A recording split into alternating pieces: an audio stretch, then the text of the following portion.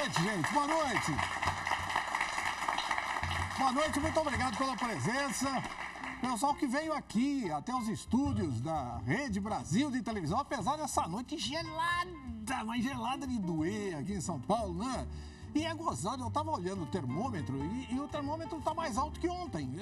Uma coisa assim, pra mim, inexplicável, né? Porque hoje tá tão frio quanto ontem, se não tiver um pouco mais, talvez, né? Só que eu tava olhando o termômetro, tá com 16 para 17 graus, ontem tava 15, então uma coisa meio misteriosa pra mim. O termômetro deve estar conspirando contra a gente só porque tem programa hoje. Márcio, você precisa dar um jeito nisso. Tá proibida a presença de indivíduos que queiram prejudicar o programa como esse tal de termômetro, certo? Então pronto. Agora eu quero dizer pra vocês que esse é o programa E10. O programa onde a gente discute as notícias mais recentes, as notícias do dia, aquelas que são mesmo de ontem, mas que a gente ainda não pôde conversar sobre elas, sempre recebendo convidados muito especiais que nos ajudam aí nesse bate-papo legal, né? E hoje a gente vai ter a satisfação de ter gente muito bacana, mas muito bacana mesmo, amigos meus, queridos amigos meus, alguns que eu não via, que eu não vejo há muito tempo, e que, de repente, me fizeram essa surpresa e aqui estão com a gente. Mas antes eu queria dar uma passada em algumas das notícias de hoje. Olha só essa daqui. Essa daqui, vocês, obviamente, já viram, inclusive nos noticiosos da própria Rede Brasil de televisão, né? Essa notícia sobre os moradores, empresários e comerciantes da região do bairro de Higienópolis, aqui em São Paulo. É um bairro considerado nobre aqui do centro de São Paulo, onde o governo desistiu de fazer uma estação de metrô na Avenida Angélica, né? Porque a exigência desses moradores, eu não estou dizendo de todos os moradores, mas daqueles que se dignaram a fazer pressão sobre o metrô para que não fosse aberta uma estação na Avenida Angélica. Não, na Avenida Angélica não dá. Não pode. Pode em qualquer lugar. Na Avenida Angélica não pode. Pode na Rua Sergipe? Pode. Mas tem que ser fora da Avenida Angélica. Pode no Pacaembu? Pode.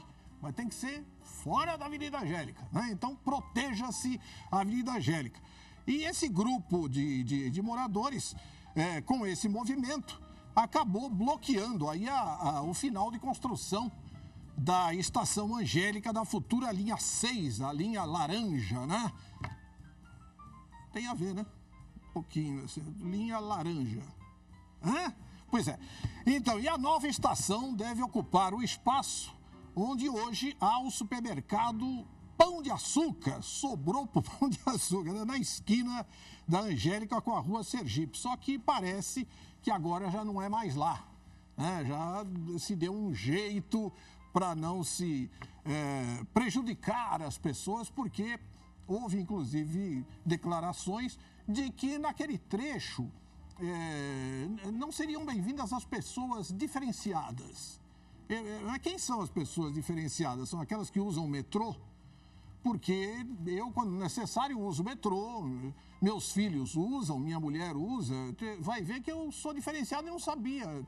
Tá aí uma coisa, uma novidade para mim, né? Que bacana saber que eu sou diferenciado, pelo menos em relação às pessoas que moram e fazem esse tipo de pressão no bairro de Higienópolis.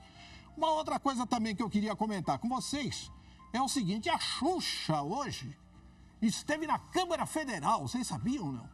A Xuxa foi à Câmara Federal para pedir a adoção da Lei da Palmada. A Lei da Palmada é o seguinte, dando uma força para a Lei da Palmada, proibir os pais que castiguem os seus filhos, né, com castigos físicos. Menino, tira a mão daí. Pronto, tá? Esse que bateu já está em curso nos artigos dessa lei, porque não pode. Né? A partir do momento que essa lei for aprovada, o pai que fizer isso, a mãe que fizer isso, o tutor que fizer isso com uma criança, ele tá ferrado, né? Quer dizer, não no sentido lato, mas tá, né? Porque vai ter que responder criminalmente por isso. A Xuxa está fazendo a maior força e diz que isso é um direito, faz parte do direito da criança, todos nós sabemos, e do adolescente. E inclusive a rainha Silvia, que é brasileira, né, mas que é rainha da Suécia, ela disse o seguinte: é hora do Brasil se juntar a outros países e dar uma sinalização importante para juntar ainda mais pessoas à nossa causa. Isso segundo a Rainha Silvia, né?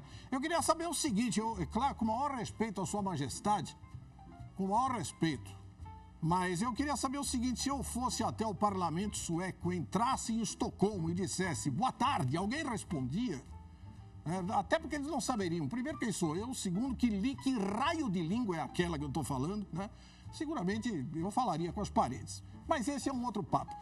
Para falar sobre essas notícias e muitas outras, eu estou recebendo aqui com a maior satisfação um cara com quem eu não trabalho diante de uma câmera de televisão há quase 19 anos. Com nós todos, parabéns para nós que vamos ter a companhia, daqui para frente, de Ari Toledo.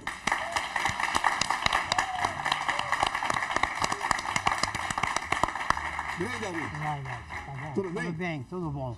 É muito grande a alegria de estar aqui hoje, né, com você e com esse pessoal maravilhoso aí, recebendo a gente com muito aplauso. Fazia realmente 19 anos que a última vez que nós trabalhamos juntos foi no SBT. No SBT, no programa do Calouros. Isso, no programa de Calouros, que depois passou a ser apresentado pelos jurados. Aí você saiu do programa e o Silvio, quer dizer, o Silvio e o esquema dele saiu, nós ficamos com o programa apresentando entre nós, os jurados, e todo mundo pensava que o programa ia acabar, ele durou mais 4 anos e meio, né, no ar. Nesses 4 anos a gente fazendo o programa, a gente apresentando, mas aí o Ari, infelizmente, já não estava mais com a gente.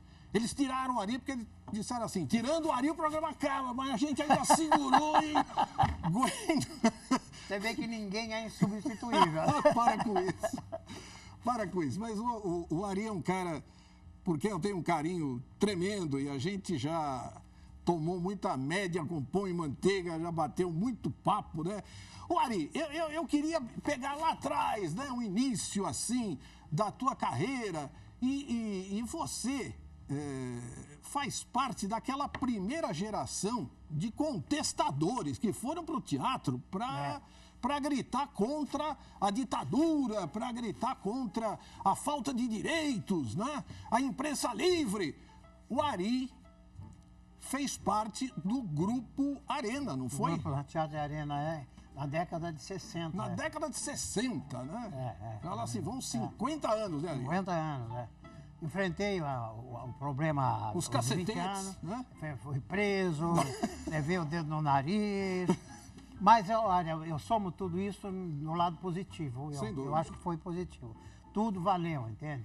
Então, o pessoal naquela época tinha um ditado que dizia assim, a borracha é nossa, né? E o pessoal completava, a pena que está na mão dos guardas. Né? Baixavam de borrachada, não era brincadeira, era nossa, só estava com eles, né? E o Teatro de Arena era um grupo muito visado pelas autoridades, né? Porque faziam uma dramaturgia essencialmente brasileira, na época em que só se montava espetáculos, né, de autores estrangeiros, né? Shakespeare de monte. O TBC, por exemplo. Então foi através do Teatro de Arena, mais precisamente com Gianfrancesco Guarnieri, que escreveu Eles Não Usam Black Tie, que se passou a valorizar mais a dramaturgia brasileira. Inclusive, eu não lembro o nome do teatro, mas Eles Não Usam Black Tie está hoje em cartaz, aqui em São Paulo, com o filho do Gianfrancesco, com o Flavinho Guarnieri. Fazendo o papel que o pai fazia. Que o pai fazia. Flavinho Guarnieri, meu querido amigo, meu querido vizinho de Vila Mariana, está fazendo Eles Não Usam Black Tie. Para quem nunca viu, tem que ver. É uma peça que tem que ver, né? É uma peça obrigatória. Essa já tem quase 50 anos. Exato. E está atualíssima. Atualíssima. Ari, vamos falar um bocadinho de hoje em dia. Você está com um livro novo. Quantos livros você... Se é que você lembra, porque, o Ari é um cara que lançava, cada semana ele botava um livro diferente. Na praça. Quantos livros você escreveu? Eu vendi muito livro em banca de jornal, né? Mas tinha de tudo. Livraria vendia, banca de jornal vendia. Posto de gasolina vendia. Posto de gasolina vendia. Loja de conveniência. Chegava lá, o cara não quer um livro do Ari Toledo. Fora o Ari Toledo que vendia na porta do teatro também. Mas eu fiz muito com muito prazer. Hoje eu maneirei um pouco, porque não dá para fazer tudo, né? Sim. Então hoje eu estou fazendo mesmo, estou escrevendo um livro assim para ir para as bancas, assim, dois livros por mês. E um livro... 2 por mês? Não, 2 por ano. Não. 2 por ano. Não, eu tô maneirando um pouco. Agora eu só escrevo um por dia. Ô, Márcio, por favor, seja bem-vindo. Pelo amor de Deus, trazer uma aguinha aí pra nós. Aquela vodka não tinha, né, pra você misturar. Não liberaram. Não. Paciência, obrigado. Não liberaram. Senhor diretor, quem sabe dá pra misturar alguma coisa depois. É água, né? É água, pois é. Infelizmente, é água. Vocês sabem, eu me lembrei a água agora. É que eu tenho 65 mil piadas no meu computador, Décio. E estou para entrar na próxima edição do livro do Guinness, né? Do Guinness. O maior colecionador de piadas do planeta. Então é impressionante. Quando um objeto, fala um objeto, um nome, um fato, ele vem na minha casa sem que eu force. Vem naturalmente. Agora eu falei, água, isso é água. Eu me lembrei do cara que ia no bar, todo dia tomava pinga. Lá vem. Aí pegava a pinga, experimentava. Essa veio do Espírito Santo, o dono do bar acertou. No dia seguinte, essa veio do Paraná, acertou. No dia seguinte, essa veio de Minas, acertou. Um dia o cara falou, hoje eu pego ele. Ele ia chegando e encheu o copo de água. Olha aqui uma pinga, experimenta essa. Ele, não sei essa de onde veio, não. Eu falei, não sabe mesmo que você é bobo, rapaz. Eu botei, foi água aí pra você. Ele falou, isso que é água?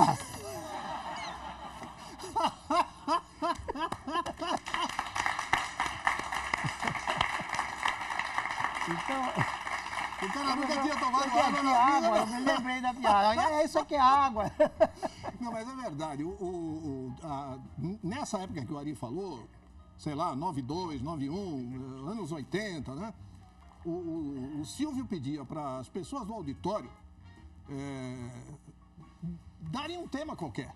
Tema tal, assim, uma palavra. Uma profissão, uma palavra, um objeto, um animal. Exato, e ele falava a piada, né? Era uma coisa impressionante. E eu sempre ganhava dele, porque ele torcia para eu não lembrar, né? Era. Uma vez ele me deu um tema difícil, ele me deu um tema de desenho animado. Isso. Se fosse só desenho, tudo bem. Mas era desenho animado. E o que você falou? Aí meu anjo da guarda, que foi a única que eu conheço. O anjo da guarda sabe piada? A única piada que eu conheço de desenho animado é essa que, na hora, acho que meu espírito mandou contar essa aí. De um cara que estava no restaurante vagabundo, aí tomando sopa, ele chamou o garçom. Falou, garçom, olha isso aqui no fundo do prato. O garçom olhou e falou, olha, isso não é sujeira não, viu, senhor? Isso aqui é o desenho do prato. Foi, mas o desenho tá andando. Eu falei que é desenho animado. A única que eu sabia, eu contei. Aí ele me cumprimentou e achou que eu não ia contar. Mas a maioria das piadas que o Ari contava realmente eram aquilo que a gente chama de cabeludas, né? Então, durante o programa Silvio Santos, era aquela coisa, né? Primeiro com a própria censura que existia. E depois, o próprio Silvio pedia para ele maneirar. Então, antes dele entrar, fazia 1000 preleções para ele. Não, e essa daqui? Aí ele contava uma daquelas que, pô, sabe, faz marinheiro ficar envergonhado, sabe? E ele, Profit, era um negócio impressionante. Mas isso tudo e muito mais, a gente vai falar daqui a pouco. O Márcio parece que tem alguma coisa para me dizer, eu não tô... O diretor tá falando que é comercial. Mas diz que eu comecei agora. Mas ele tá mandando lá. O diretor. Então, ele tá brigando comigo aqui, tá falando que tem que ir pro comercial. Deixa eu ouvir um pouco. Aqui, ó. Mas que cara mal educado, meu! Você viu o que ele falou? O que ele falou? Olha, terminava com mas eu não vi o resto. Não, entra o comercial. Vai pro comercial, já nós voltamos com o diretor mais calmo. Vou dar uma aguinha pra ele e já volto.